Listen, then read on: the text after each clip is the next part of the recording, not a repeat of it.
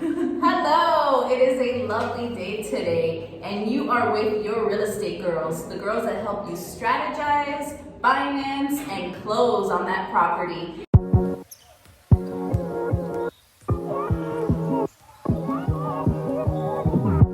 I'm Paulina, CEO of Quad Lending. And I am Christina Candelaria, the CEO of Candel Group, and we are super excited to always share with you the information as we learn it, as we're in it. So today we wanted to kind of go back and forth and ask each other a few questions and really keep it to our investors, the ones that are looking to invest their first property. They're not sure how to go about it. So can I give you the first question? Shoot.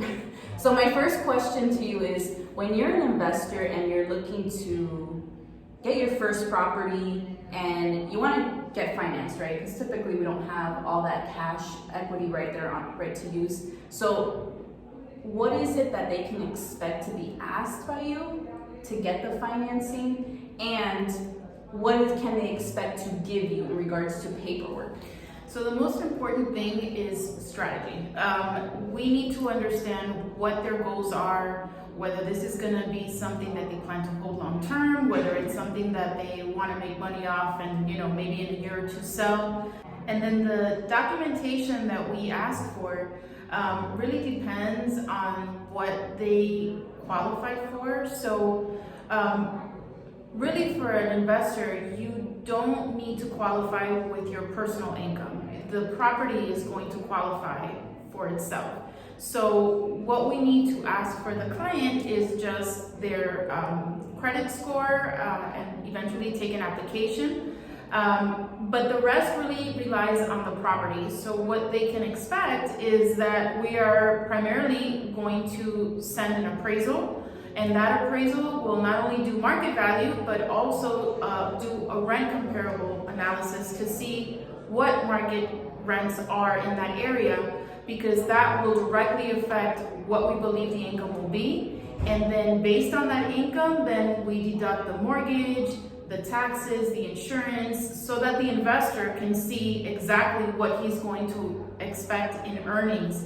And if that makes sense, not just for us as lenders, but also for the investor, for their goals. So what I'm getting from that, and correct me if I'm wrong, you're pretty much telling me that the income of this investor is not a factor, it's more so the property that is that income? Correct. So the personal income, whether the investor is self-employed or actually working somewhere, that does not, it doesn't factor in.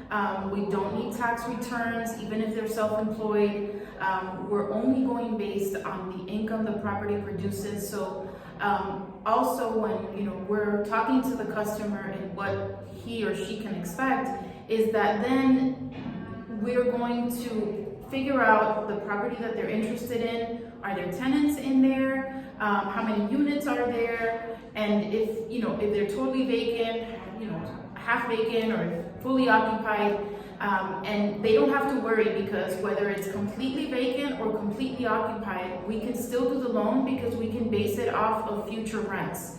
And that's why it's so important to send the appraiser and do the rental analysis, because they're going to tell us, even if it's vacant, look, this property has the potential to make this amount of money, and that's the amount that we'll use to qualify the property. So it's very streamlined, very easy. And really the pricing or the rate is based on the customer's credit profile. So of course, we always have a minimum. It depends on the investor. As a broker, we shop it out, so we do the legwork for you. But typically, a 620 plus, we do have some investors that do less than that. And of course, the lesser the credit score, the higher the down payment. So that's the next thing that the investor has to be ready to provide, is their portion of the down payment.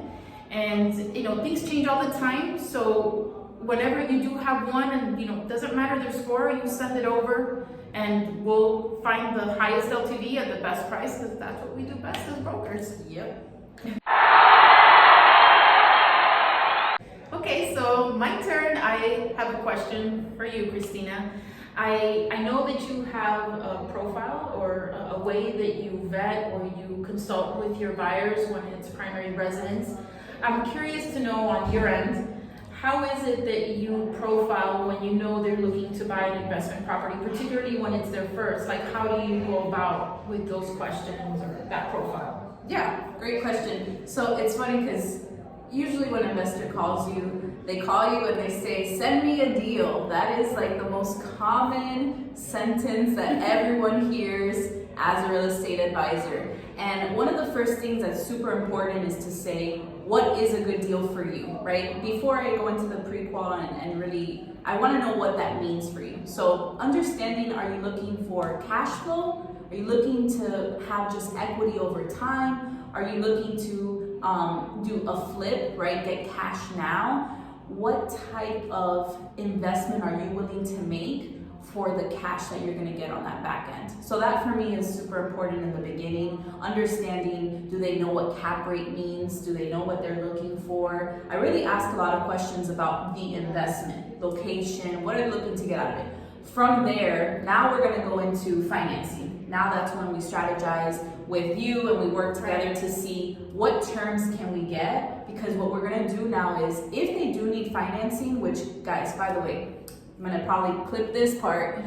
If you have cash to use, don't use it all.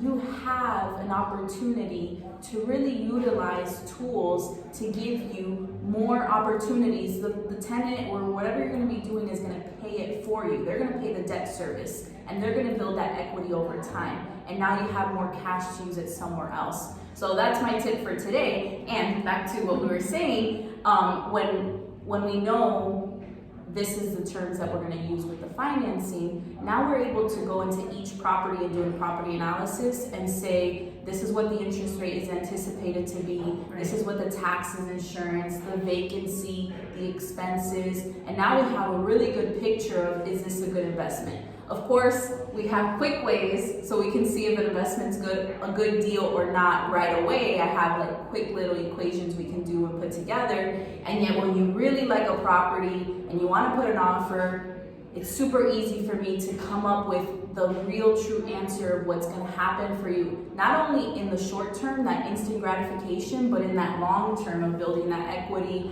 paying it down, and eventually having more cash flow. Okay, awesome. And to expand on the interest part about the fact that your tenants will be paying your interest, you can also do a good exercise in you divide the interest you're paying for the year, divide that by 365 days so you can understand what the interest portion is per day.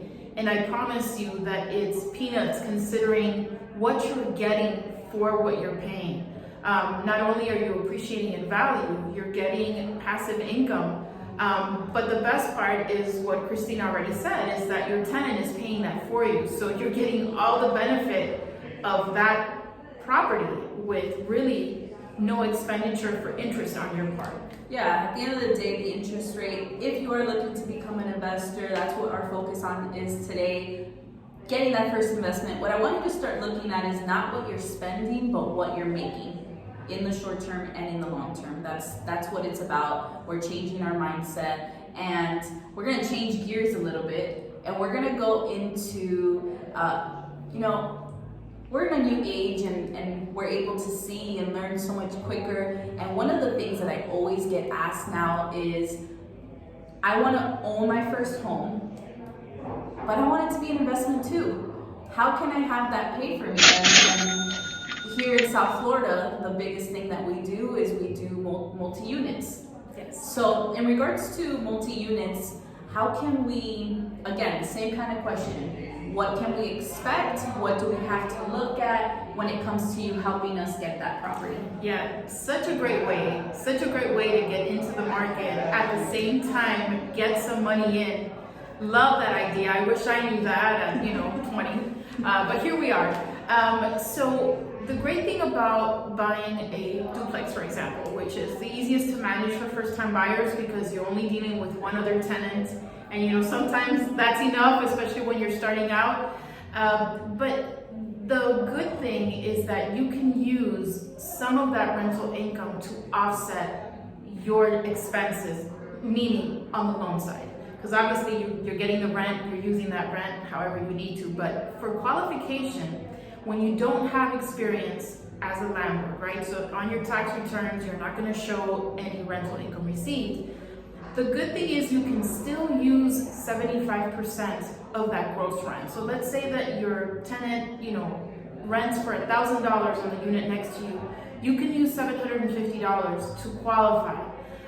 Whereas if you're renting, let's say you have a primary residence and you're going to rent that out and buy a new one, you can't use all of it. You can only use enough to offset your mortgage. So this is a great way to use the max you can without having any landlord experience and use that money. And why? Because duplexes, because they have the potential to earn money, they cost a little more usually than a single family in the same area, let's say. But that extra income you're getting from the rent helps you qualify for that higher amount. So it's a beautiful way to come in, get a feel for being a landlord. And you know what? If you don't like it and you're like, no, landlords are not for me, I can't be a landlord, you can later decide to do property management for that unit, even if it's that unit, because you have a lot of room to work with, right? You're paying a property manager, but at the same time you live there, you have to pay the mortgage anyway. So that's a good option if you want to just completely move out. Hey, you have 2 units, you can get a property manager and let them deal with the headache and you just get the rent at the end of the month. Or you can choose to sell and you've built up whatever equity within a year or 2. But the beauty is options, which you have none when you're a tenant. So it's a great way. I can talk about this all day long because I love the concept of a hybrid. Yeah, we definitely have the love of real estate, and it's such a sound investment, and I really thank you guys for coming with us today on this journey of investing in your first home with your real estate girls who help you strategize, finance, and close. Bye!